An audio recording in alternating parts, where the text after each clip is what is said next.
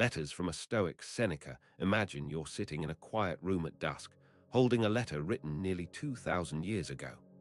The parchment is weathered, but the words seem to speak directly to you about struggles you face today, the weight of endless responsibilities, the anxiety about an uncertain future, the quiet desperation of feeling like time is slipping through your fingers. This ancient voice offers not platitudes, but precise wisdom about how to live well in a world that often feels chaotic and overwhelming. How is it that thoughts pennied in the first century can feel so urgently relevant to the complexities of modern existence? Lucius Annerius Seneca, the Roman philosopher and statesman, left us a remarkable collection of personal letters that serve as both intimate confessions and practical guides for navigating life's fundamental challenges. These aren't abstract philosophical treatises, but deeply human reflections on mortality, purpose, inner peace, and the art of living consciously. What makes these letters so enduring is their unflinching examination of the gap between how we wish to live and how we actually spend our days, a chasm that feels perhaps even wider in our age of constant distraction and infinite choice. The central insight that flows through Seneca's letters is both simple and revolutionary. True freedom comes not from controlling external circumstances, but from mastering our responses to them. He writes with the authority of someone who has lived through political upheaval, personal loss, and the daily pressures of Roman society, yet discovered that the most profound transformations happen in the quiet chambers of the mind. When you read his reflections on time, for instance, you encounter not just philosophy, but a mirror held up to your own relationship with mortality. Seneca observes that most people complain about the shortness of life while simultaneously squandering vast portions of it on trivial pursuits. This isn't merely about productivity or efficiency. It's about the deeper question of what deserves your finite attention. He suggests that life isn't actually short. We simply fail to recognize how much of it we give away to worries about the future, regrets about the past, or the endless pursuit of things that don't actually nourish our souls. The businessman who works 80-hour weeks building wealth he'll never enjoy. The parent who spends family dinners scrolling through their phone. These aren't modern problems, but timeless patterns of unconscious living. What emerges from his letters is a different way of measuring time's value.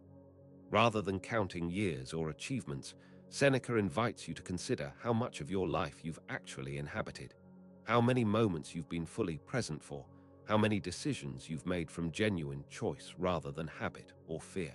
This perspective transforms waiting in traffic or dealing with difficult people from lost time into opportunities for practicing patience, wisdom, or compassion. The theme of tranquility runs like a quiet river through his correspondence, but this isn't the tranquility of escape or denial.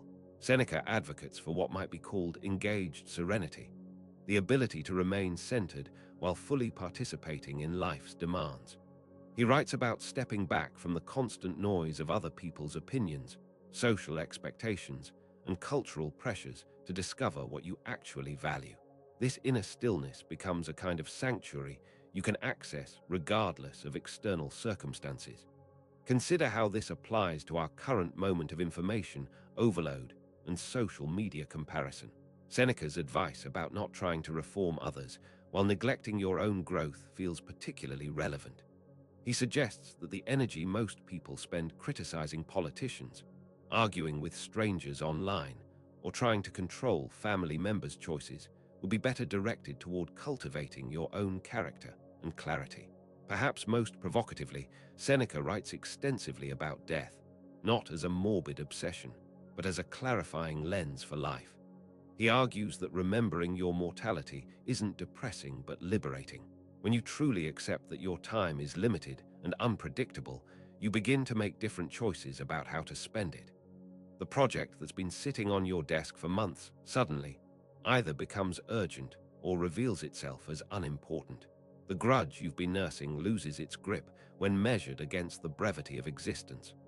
This approach to mortality offers a unique perspective on modern anxiety about aging, career success, or social approval. If you knew you had only a year to live, how much time would you spend checking your investment portfolio or worrying about what colleagues think of your presentation.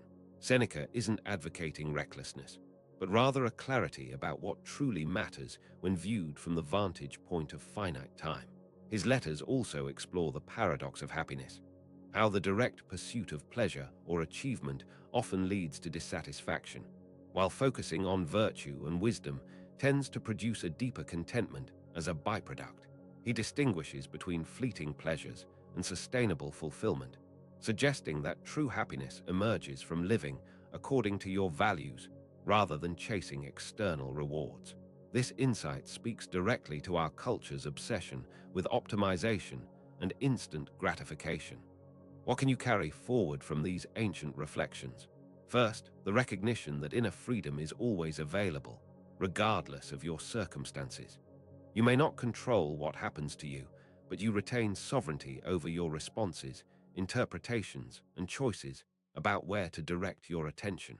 Second, the understanding that time's value lies not in its quantity, but in the quality of presence you bring to each moment, even the ordinary or difficult ones. As you consider Seneca's insights, a question naturally emerges. In a world that constantly demands your attention and reaction, how might you cultivate the kind of inner stillness that allows you to respond from wisdom rather than impulse?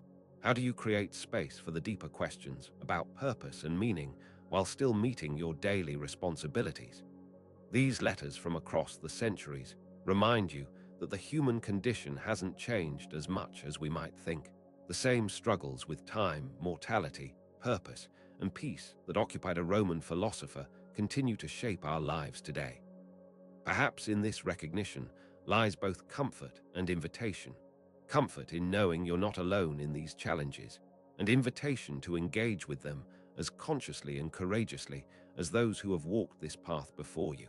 The conversation between ancient wisdom and modern life continues, waiting for your voice to join it.